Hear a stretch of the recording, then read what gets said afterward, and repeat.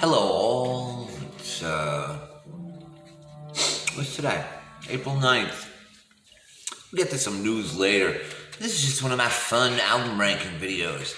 Never seen anybody rank them. I'm sure someone has, because nothing I really do is that original. It's just my take on it. It's all been done before. But not so much for this band, okay? This is probably one of the true pioneers of alternative rock. And yeah, they are rock, and they're a hybrid of rock and dance and everything in between. Okay, they've got they've got 10 albums. 10 albums. They started in '81. That band consists of Bernard Sumner on vocals and guitar, Peter Hook on bass, Stephen Morris on drums, and Gillian Gilbert, who was on keyboards. They all kind of played keyboards too. And they formed out of the ashes of Joy Division. Joy Division, which kind of fell apart because of the death of singer Ian Curtis. Joy Division, I think they had 2 albums. The greatest bands ever. As far as kind of I think you have to attribute them and like Roxy Music for like starting the whole alternative rock thing. But anyway, I digress. We're gonna go over the albums of New Order. Now I've only seen New Order one time, even though they're one of my favorites. I got most of my exposure to them through the clubs of New York City. DJs loved them, man. This band pioneered the 12-inch electronic dance song, hands down. They were signed by Factory Records, home to some other beloved bands, I believe like the Stone Roses and Happy Mondays. Primal Scream too, I think, I'm not sure. But yeah, Factory Records, boy, they had... We did a movie about it called 24 Hour Party People. Check that one out. Once again, I'm going off course, but so what? It's my video. Anyway, we're going to start with their 10 albums in order of my preference. Okay. Even though this has probably one of my favorite songs by them of all time, it's coming in at number 10. And that would be 1993's Regret. Gold album in the US. Very successful album for them. Now, they would disappear for a long time after this. This album, I don't know, broke them apart. And this is the album, the tour I saw them on in 1993. I think it was, 73, in the fall of 93 at the Brendan Byrne Arena in New Jersey. Anyway, went with this hot little gal named Diana Ruiz. Hello, Diana, wherever you are. Anyway, there you go. Republic. Regret, World in a Day, Ruined in a Day. There's a lot of good songs on it. I mean, they don't have a bad album, but this is probably one of the least ones in their category that I can roll with. The next one after that is its predecessor prior to that, Technique. This has a lot of good songs on here too. Fine Time, Vanishing Point, Round and Round, Run. This came out in '89. I think this won gold too. '89. Now, you won't find very many pictures of the band on it so, I mean, everybody kind of, at this point, if you love the band, you know what they look like. But that's number 9, Technique. And then we're going to go for Waiting for the Siren's Call, which came out in 2005. I didn't even really latch on to this album until a few years after it was released, because it kind of lost touch with the band. As you do sometimes when you get older and you kind of start doing other things. And obviously 2005 was kind of tad bit before most YouTubers were in existence. I think that's kind of when YouTube started, right? Bum fights and cat videos and Tom Cruise. Was it 2005? I think it was. Anyway, here we go. But good album, man. Good album. Crafty, I Told You So. Morning, Night, and Day. Good album. But for me, it comes in at number 8. That was 2005. Okay? And then, let me see, am I going in the right order? I think I am. Yes, I am. Okay? And then, and after that, we had 2013's Lost Sirens. Now, I think it might have been like a follow-up, but to Sirens, but no, actually came out quite later, 8 years later. Lost Sirens. So I don't know if maybe these were tracks they had worked on, kind of sitting in the can. Once again, but I like the album a lot. I like it better than its predecessor. I'll Stay With You, Recoil, California Grass. I Got a Feeling. The whole thing, good, man, good. Okay, so okay, so now we're down to what do we got here? Okay, so now we're down to the sixth album. Sixth album would happen to be their second album, which came out in 1983, Power, Corruption, and Lies. Age of Consent, great song. Ecstasy, Leave Me Alone, Ultraviolence. This is when they were at the height of their dance, 12 inches, man. This is right around the time that I kind of got into them, because I heard them in the clubs in New York City. So, it's number 6. Now we're down to the top 5 out of the top 10.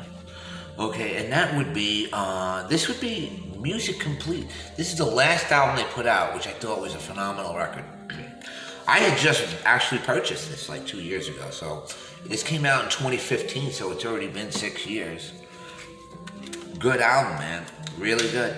Restless, Singularity, Plastic Tutti Frutti, that's not one of my favorite ones. The Hatred, The Game, Superheated, good album through and through. That's my number 5. My number 4 by them is their debut album, which came out in 1981, which was right after Ian Curtis passed away. I think like a year later. I think he died in 80, I think. Yeah, I think it was 80. Yeah. This is some good stuff on here. What's on here? Dreams Never End. Dreams Never End. That's like the lead-off track. ICB. The Hymn. The Hymn, not The Hymn, H-Y, but H-I-M. Really good stuff. Probably really like totally, really goth, almost goth. Very gothic in a way. Okay. And then my third album by them would be 2001's Get Ready. I just love this album. This was after they had broken up and were gone for like almost 10 years. 8 years. Crystal, 60 Miles an Hour. Someone Like You, Run Wild, Turn My Way. Great album. Great album. Then my number 2 album by New Order would be Low Life. Low Life. This had The Perfect Kiss on there, which is Elzia, which was recently, I think, heard to the soundtrack of Stranger Things a couple of years back, the first season. Subculture, but The Perfect Kiss, greatest song. Actually got like, it sounds like sampled frogs in a song. One of the greatest 12 inches ever. And number 1 for me by them is Brotherhood, which came out in 1986.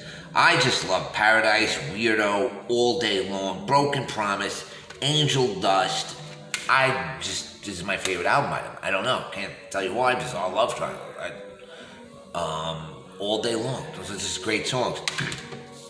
Now, you have to kind of mention their greatest hits album. Why? Because most of their biggest songs weren't on any albums, with the exceptions of stuff like Perfect Kiss and Regret and stuff. But you have True Faith, you have Fine Time, 1963. They were just releasing 12 inches prior in 81. Non-album singles, look at this. Ceremony. Procession, Everything's Gone Green. Okay? Temptation. Blue Monday, the biggest 12-inch of all time, the biggest 12-inch dance record of all time, Blue Monday. They actually re-released it a couple of times. Confusion. Thieves Like Us. Okay, and Shell Shock from the Pretty in Pink soundtrack. That's like one of the hardest beat songs ever. What else we got here that they have? Then they released Blue Monday again in '88. World in Motion. This was for the World Cup in 1990. This was like the biggest song ever. It was just like the song for the World Cup of 1990. It was wild. What else we got here? Then they have Video 586. I don't think I ever heard that song. Then they have Here to Stay. Like I said, that was from the 24-Hour Party People soundtrack. Then they released Blue Monday and then Acid House Versions by 808 State. Interesting. And that's it. Be a Rebel. It's released in 2020. So they have done something, but that was their last release, was like a year ago, and it was just a song. Anyways, I'll break it down again. So number one for me is Brotherhood. It came out in 1986. Lowlife, which came out in 1985. Great year for music, 85. And then we have Get Ready, which came out in 2001.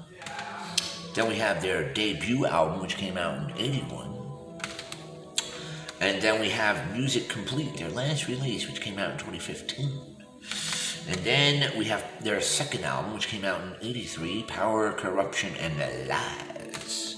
It kind of sounds very relevant today. Power, corruption, and lies. Who could you apply that to? Then we have Lost Sirens 2013, which is number 7. And then we have Waiting for the Sirens Call, which was 2005. That's number 8. Number 9 is Technique. Great album, though. And then the last album was 1993's Republic. So there you go. There's my ranking for New Order. Leave your comments below. The greatest rock dance band of all time. And of course, honorable mention to their best of. And they got a couple of best ofs. You can get that whole singles of many different variations of it. But leave your comments below. Tell me if you ever listened to them, because a lot of people to this day probably still haven't listened to them. They're not in the Rock and Roll Hall of Fame. Doubt they will get there, because most of the bands that I enjoy aren't going there, unlike some people that can slide right in. It has nothing to do with rock and roll. I digress again. But anyway, there you go. New Order's ranking. Top 10 ranking, because it's easy to rank, because I went 10 albums. Have a wonderful day.